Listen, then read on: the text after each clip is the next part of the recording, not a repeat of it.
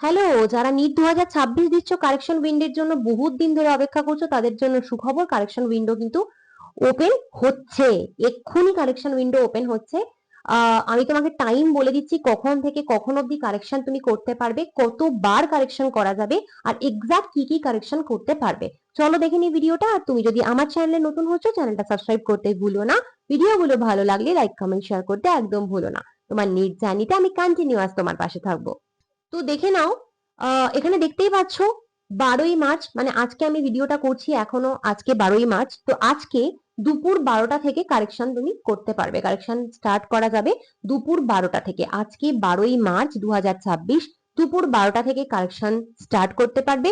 কত দিন অবধি করতে পারবে? 14ই মার্চ অবধি করতে পারবে। কটা অবধি? রাত সাড়ে 11টা না, 12টা বাজতে 10, মানে 23:50, মানে রাত 12টা বাজতে 10 অবধি তুমি কারেকশন করতে পারবে। বোঝা গেল?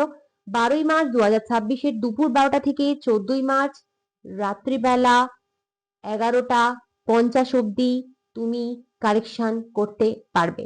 মন দিয়ে শোনো, কারেকশন কিন্তু এবার একবারই করা যাবে, এরপরে কিন্তু আর কারেকশন করা যাবে না। No further opportunity for corrections will be given to the candidates. এরপরে আর কোনো কারেকশন করতে দেওয়া যাবে না। তাই কেয়ারফুলি কারেকশন করে নাও, এরপরে আর কান্নাকাটি করে কিন্তু কোনো লাভ নেই।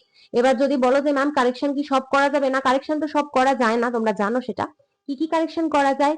প্রথম কথা হচ্ছে তুমি তোমার বাবার নাম, বাবার কোয়ালিফিকেশন, বাবার অকুপেশনের মধ্যে কিছু একটা চেঞ্জ করতে পারো, অথবা মায়ের নাম, মায়ের কোয়ালিফিকেশন, মায়ের অকুপেশন, এগুলোতে যদি কোনো ভুল থাকে চেঞ্জ করতে পারবে। দেখো, কেন দুটোই কিন্তু চেঞ্জ করা যায় না। তুমি যদি বলো যে আমার বাবা মা দুজনের নামে ভুল আছে বা কোয়ালিফিকেশনে ভুল আছে, হবে না। যে কোনো একজনেরটাই তুমি চেঞ্জ করতে পারবে, তার নামেও করতে পারবে, তার কোয়ালিফিকেশন অকুপেশন তিনটেতেই তুমি চেঞ্জ করতে পারবে। নেক্সট হচ্ছে আর কি চেঞ্জ করতে পারবে? এডুকেশনাল কোয়ালিফিকেশন ডিটেলস, নিজের ক্লাস 10 এবং ক্লাস 12 এর যে এডুকেশনাল ডিটেলস দিয়েছো সেখানে কিছু ভুল যদি করে থাকো, পার্সেন্টেজ ভুল লিখেছো বা এরকম কিছু, সেগুলো চেঞ্জ করা যাবে। তুমি কোন স্টেট থেকে তোমার 12 এর পরীক্ষা দিয়েছিলে বা এবার দিচ্ছ, সেই স্টেটটা তোমাকে চেঞ্জ তুমি করতে পারো। তোমার ক্যাটাগরি তুমি চেঞ্জ করতে পারো, মানে অনেকেই এই ভুলটা করো যে তোমার এসসি সার্টিফিকেট, এসটি সার্টিফিকেট, অনেকে এই বলো খুঁজে পাচ্ছি না, অনেকে বলো যে ভ্যালিড নেই, কি করব, এই সমস্ত কারণে অনেকে জেনারেল করে দাও। কিন্তু পরে হয়তো জানো যে তুমি এখন না জেনারেল না, তোমার কাছে সার্টিফিকেট আছে, তুমি দিতে পারবে। সেক্ষেত্রে ক্যাটাগরি সার্টিফিকেট তুমি চেঞ্জ করতে পারো, সাব ক্যাটাগরি পিডাব্লিউডি সার্টিফিকেটও তুমি চেঞ্জ করতে পারো, সিগনেচার চেঞ্জ করতে পারো। আমাকে অনেকে কমেন্ট করছিল যে ম্যাম সিগনেচার চেঞ্জ করা যায় কিনা। তো সিগনেচার চেঞ্জ করা যাচ্ছে, দেখো সিগনেচার চেঞ্জ করতে পারো।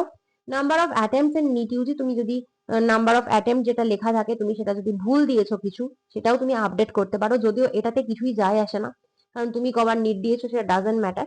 যাই হোক, নেক্সট হচ্ছে আর কি করতে পারো, এছাড়া তুমি এক্সামিনেশন সিটি সিলেকশন আর medium of the examination change করতে পারো।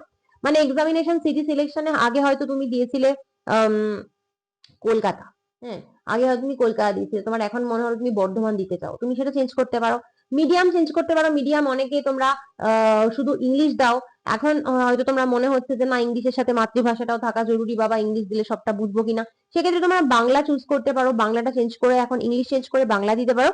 যদি বাংলা দাও, বাংলার সাথে বাংলা ইংলিশ দুটো কোয়েশ্চেনই থাকবে, তাই জন্য বাংলা চুজ করাটাই সবসময় সেফ, কারণ সেক্ষেত্রে কিন্তু তুমি ইংলিশ বাংলা দুটোই পাচ্ছ। আর যদি শুধু ইংলিশ দাও তাহলে কিন্তু শুধু ইংলিশ কোয়েশ্চেন পাবে, তাই জন্য বেটার যে তুমি মিডিয়ামটা বাংলাই দাও, তো সেটাও তুমি চেঞ্জ করতে পারবে।